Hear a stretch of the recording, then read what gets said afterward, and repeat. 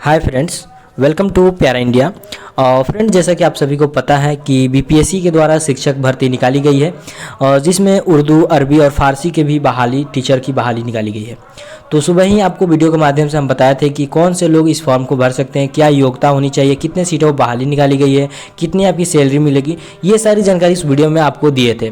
मगर फिर भी बच्चों को बहुत ही ज़्यादा कन्फ्यूजन है। अधिकतर वैसे स्टूडेंट को कन्फ्यूजन है जो आलिम, फाजिल या बिहार मदरसा बोर्ड से मौलवी पास आउट है, उन लोगों को डाउट है कि क्या हम फॉर्म को भर सकते हैं कि नहीं भर सकते हैं। तो सारा क्लियर आपको इस वीडियो में हम कर देंगे कि आप फॉर्म को फिलअप कर सकते हैं या नहीं कर सकते हैं, इसकी तैयारी कर सकते हैं कि नहीं।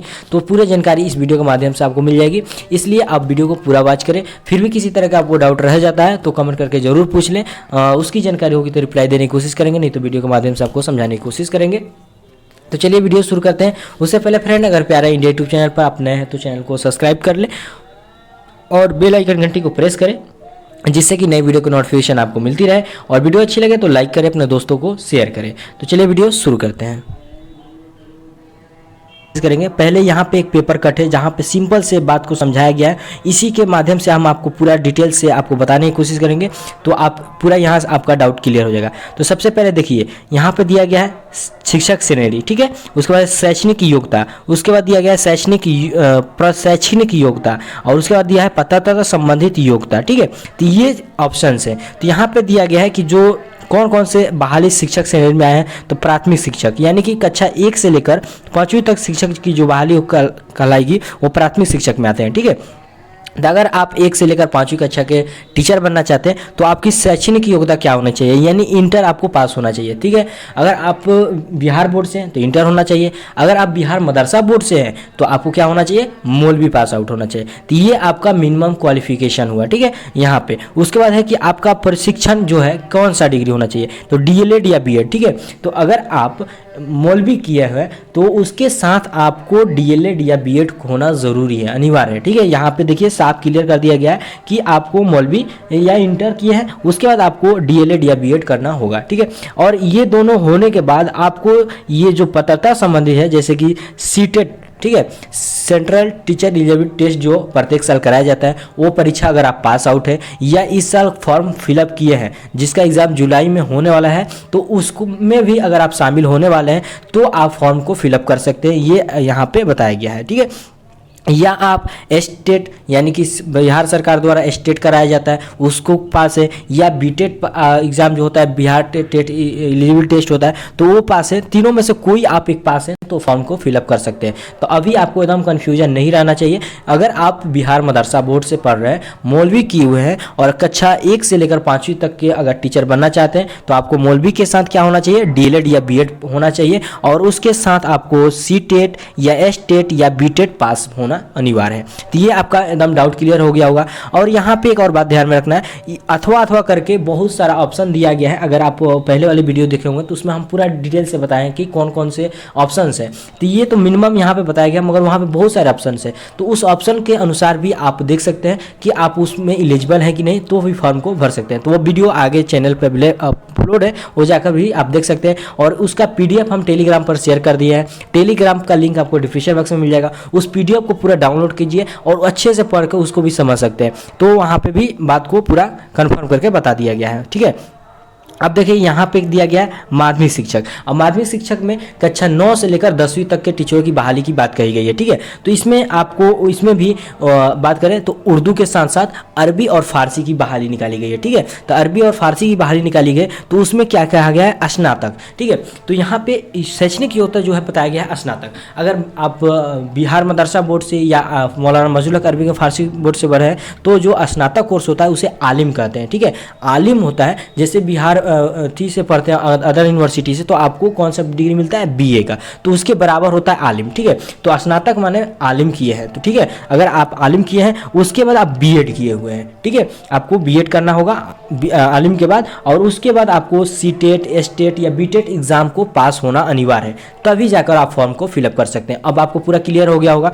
आलिम के बाद या आपको बीएड और उसके बाद सीटेट, या इसके अगर भी आपके पास फाजिल है तो भी फाजिल करने के बाद आपको बीएड का किया होना चाहिए, उसके बाद आपको जो एस्टेट या सीटेट है तो ये करना चाहिए, ठीक है, पास होना होगा। तो ये अभी यहाँ पे ये अभी नोटिफिकेशन के जरिए ये सारा चीज़ बताया गया है। अब यहाँ पे देखिए फिर उच्च माध्यमिक शिक्षक यानी कि जो 11th और 12th 11वीं और 12वीं कक्षा में टीचर बनना चाहते हैं तो उर्दू और फारसी और अरबी इसमें भी बहाली निकाला गया। 11वीं 12वीं कक्षा में भी अरबी और फारसी और उर्दू की बहाली निकाली गई है। तो उसमें भी आपको क्या होना चाहिए, पीजी। अब पीजी के बारे में बात किया जाए तो पीजी जो होता है, अगर आप मौलाना मजलूल हक अरबिक यूनिवर्सिटी से फाजिल किया है, जो कि फाजिल जो होता है पीजी की डिग्री के बराबर होता है। तो आप पीजी के बाद अगर आपने यानी कि फाजिल के बाद आपने बीएड किए हुए हैं तो फिर आप सीटेट और एसटेट या बीटेट इसमें से पास आउट हैं तो फॉर्म को फिलअप कर सकते हैं। तो पूरा आपको क्लियर हो गया होगा। अब आपको कौन से लोग फॉर्म भरेंगे डाउट नहीं होना चाहिए,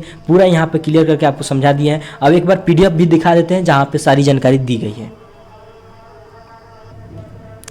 तो जैसा कि फिर देख सकते हैं ये पीडीएफ यहाँ पे पूरा रिक्तियों के बारे में बताया, कितना सीटों को कौन सा कैटेगरी में किस सब्जेक्ट के लिए कितने बहाली आने वाले हैं, तो सारी जानकारी यहाँ पे दी गई है। हम जो कि पहले वीडियो में उर्दू अरबी और फारसी के लिए सीट के बारे में बता चुके हैं और सैलरी के बारे में भी बता चुके हैं और योग्यता के बारे में भी बताया था। मगर आप लोगों को कन्फ्यूजन था तो फिर से हम वीडियो के माध्यम से एकदम पूरा क्लियर कर दिया। फिर से यहाँ पर एक बार देख लीजिए, यहाँ पर आप पीडीएफ डाउनलोड कीजिएगा तो यहाँ पर देखिए दिया गया है कक्षा 1 से लेकर 5 तक यहाँ पे कौन से शैक्षणिक योग्यता होना चाहिए। देखिए शैक्षणिक और प्रशैक्षणिक दोनों यहाँ पे इंक्लूड करके बोला गया है, ठीक है। और यहाँ पे आप देखिएगा तो पूरा यहाँ पे आपको क्वालिफिकेशन के बारे में बताया गया है, कौन कौन से डिग्री होना चाहिए और यहाँ पे अथवा अथवा करके दिया गया है, देख सकते हैं यहाँ पे देखिएगा अथवा अथवा, ठीक है। तो अगर ये है, अगर ये नहीं है तो ये होना चाहिए आपको, ये नहीं है तो ये होना चाहिए, तो इस प्रकार से दिया गया। और एक बात ध्यान में रखना है, आपको मौलवी में 50% अंक होना चाहिए। देखिए अब इसके बाद यहाँ पे ये सब डिग्री नहीं है तो यहाँ पे कुछ बात बताया गया है कि इसके अलावे जो है यहाँ पे परंतु